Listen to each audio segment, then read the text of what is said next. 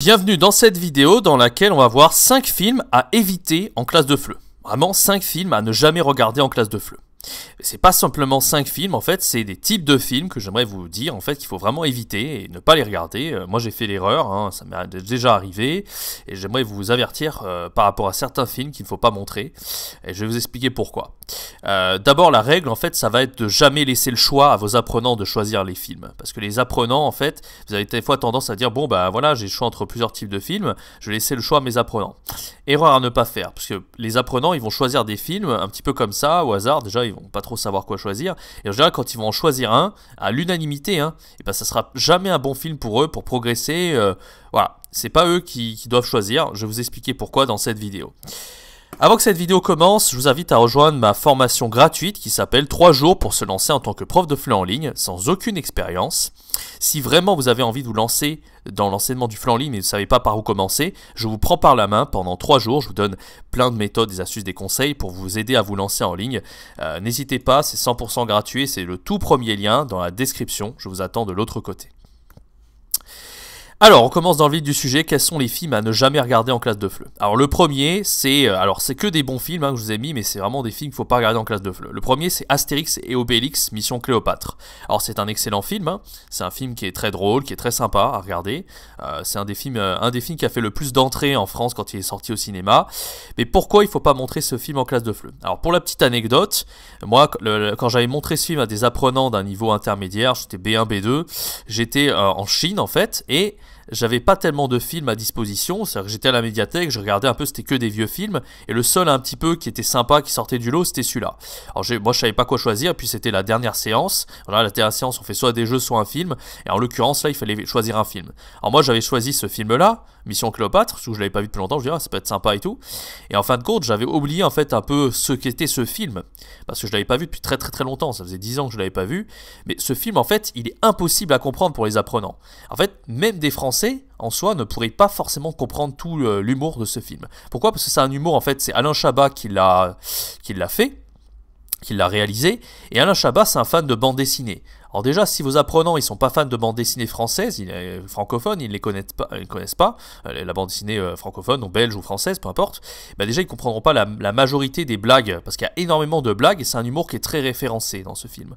Et moi je me rappelle, les apprenants ils comprenaient aucune blague. Alors c'est simple, même je pense que vous prenez des apprenants d'un niveau C1 ou C2, à moins que ce soit des apprenants qui sont très proches de la culture française et qui adorent la BD française, normalement ils vont pas comprendre ce film, c'est juste pas possible. Et même certains Français vont pas comprendre tous les blagues du film, donc c'est pour vous dire, c'est beaucoup trop difficile pour des apprenants, beaucoup trop difficile. Donc vraiment un film à éviter à montrer en classe de FLE, même s'il peut paraître sympa, on se dit ouais Astérix et Obélix, Mission Cléopâtre, enfin Astérix et Obélix c'est quand même la culture francophone et que ça peut être intéressant de montrer un film comme ça. Bah non, en fait, vraiment faites attention. Et on peut se dire aussi que c'est très visuel. C'est vrai que c'est un film qui est très visuel, donc ça aide à comprendre certaines choses. Le problème, en fait, c'est que c'est 95% de l'humour, 100% de l'humour qu'on ne peut pas comprendre si on n'est pas proche de la culture française. Alors pour moi, c'est réservé aux apprenants vraiment qui sont fans de culture française, qui connaissent un rayon vraiment sur la pop culture, sur la bande dessinée, mais sinon c'est absolument à éviter en classe de FLE. Ne choisissez pas ce film parce que c'est beaucoup trop difficile.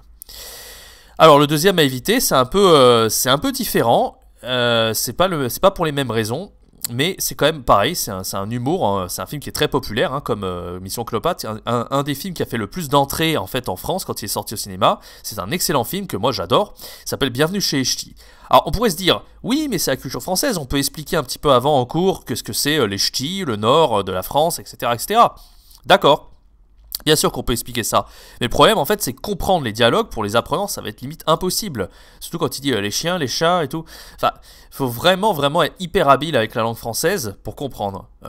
Même un apprenant d'un niveau C1, C2, je suis pas sûr qu'il comprenne l'humour avec les dialogues de ce film. Alors le scénario il est facile à comprendre, il n'y a aucun problème par rapport au scénario, mais le problème en fait c'est que le film il perd tout son intérêt si on ne comprend pas vraiment la subtilité des dialogues.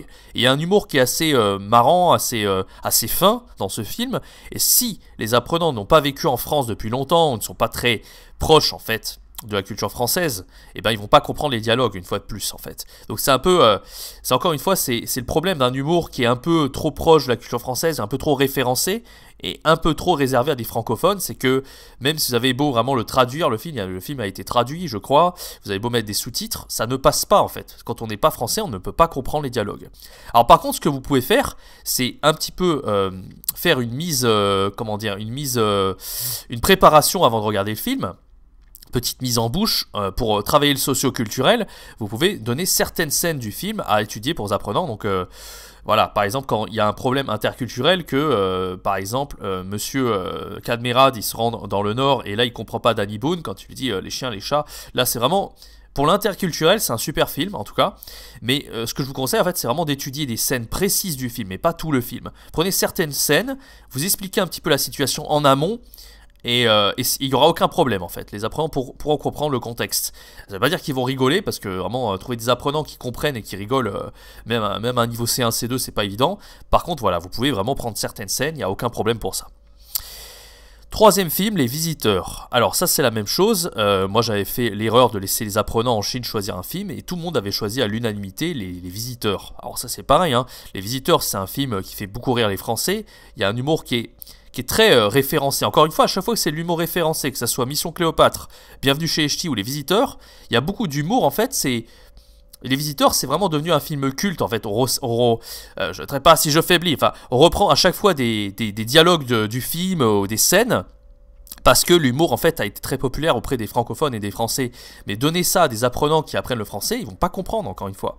Donc ils vont peut-être comprendre l'idée générale du film, encore une fois comme Bienvenue chez les Ch'tis. Ils vont comprendre que c'est des gens qui voyagent dans le temps et qui arrivent dans une civilisation nouvelle, etc. Mais jamais ils comprendront les dialogues. Parce que les dialogues, ils sont...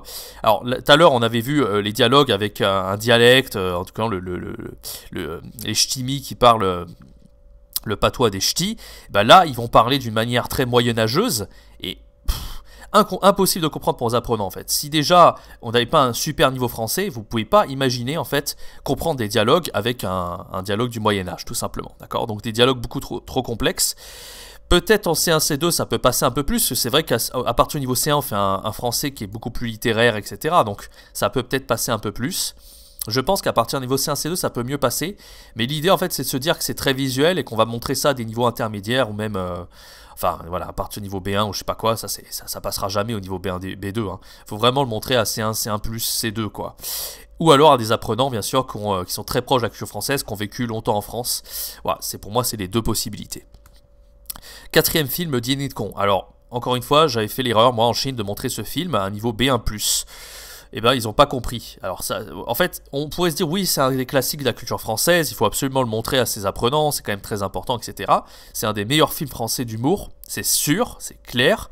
Par contre, c'est pas du tout visuel.